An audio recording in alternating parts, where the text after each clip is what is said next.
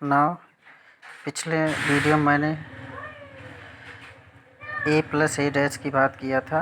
अब a minus A dash calculate करते हैं। देखिए वो स्क्यू मैट्रिक्स बनेगा। देखिए a माइनस ए डैश निकालेंगे तो आपका a जो मैट्रिक्स दिया था उसमें से a डैश को हम सब्ट्रैक्ट करेंगे। a डैश ट्रांसपोज भी आपने निकाला था, a आपका ये दिया था, a डैश ये निकला था, इसको दोनों को माइनस करेंगे। देखिए माइनस करेंगे तो आपका ये मिलेगा। देखिए डायगोनल ऑटोमेटिकली जीरो हो गया, जबकि ये खासियत होती है इसकी सिमेट्रिक मतलब विषम सममिताभ्यु की कि इसके डायगोनल सभी जीरो होते हैं और ये जो इक्वल होते हैं बट उनके साइन आपस में देखिए इंटरचेंज होते हैं। देखिए ये -2 है तो +2, -4 है तो +4, -2 है तो 2 है, मतलब इनके साइन चेंज होंगे। अगर साइन नहीं चेंज होते तो ये सममिताभ्यु हो जाता, माइनस की वजह से विषम सममिताभ्यु होता है। अब इस पूरे मैट्रिक्स आपके देखिए एक विषम सममिताभ्यु बन गया है। अगर इसको बी मान लेंगे, बी डैश निकालेंगे, देखिए आपका 0 -2 4 2 0 2 -4 -2, इस अभ्यु में से अगर माइनस कॉमन कर लेंगे तो आपका देखिए -2 प्लस हो जाएगा। आपका ये वाला जो बी डैश आएगा बी ही मिल जाएगा, यही बी जो है देखिए बी, तो कहने का मतलब -b हो गया। तो यही तो खासियत हो, यही डेफिनेशन होती है कि कोई भी मैट्रिक्स स्क्यू मैट्रिक्स तब कहलाता है जब उसका मतलब ट्रांसपोज निकाले तो माइनस के साथ वो मैट्रिक्स मिले, हेंस बी इज इसकी सिमेट्रिक मैट्रिक्स। तो आपको सिमेट्रिक मैट्रिक्स और विषम सिमेट्रिक मैट्रिक्स क्या होता है आपने समझा। उसके बाद उसकी दो प्रॉपर्टीज़ मैंने बताई आपको कि यदि कोई मैट्रिक्स में उसका ट्रांसपोज ऐड करेंगे तो जो प्राप्त मैट्रिक्स होगा उनका पूरा सम जो आएगा मैट्रिक्स वो सिमेट्रिक होता है, और यदि उस मैट्रिक्स में से ट्रांसपोज मैट्रिक्स घटा दें तो जो प्राप्त मैट्रिक्स मिलेगा वो स्क्यू सिमेट्रिक होता है। ठीक है, इन दोनों से एक नई चीज़ आपकी बनती है जिसको देखिए ध्यान से।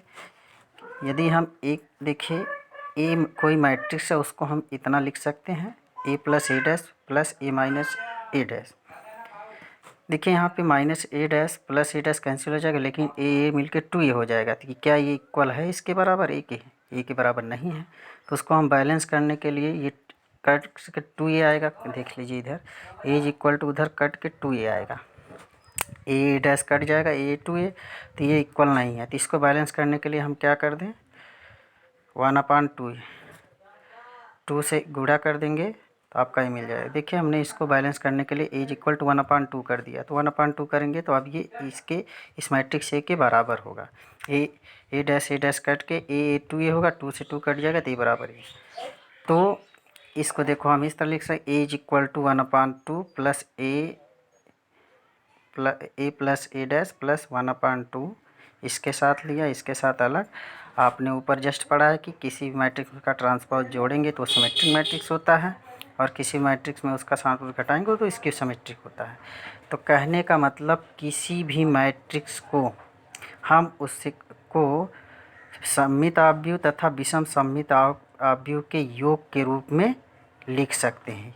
ये प्रॉपर्टी यही कहती है कि किसी भी आव्यूह को हम उसको सममिताभ्यु तथा विषम सममिताभ्यु के योगफल के रूप में लिखा जा सकता है। आपको प्रश्न में अगर कोई मैट्रिक्स ए देता है, उसको कहता है कि इसे सममित तथा विषम सममिताभ्यु के रूप में लिखिए, तो आपको ऐसे लिखना होगा, ऐसे सॉल्व करना होगा।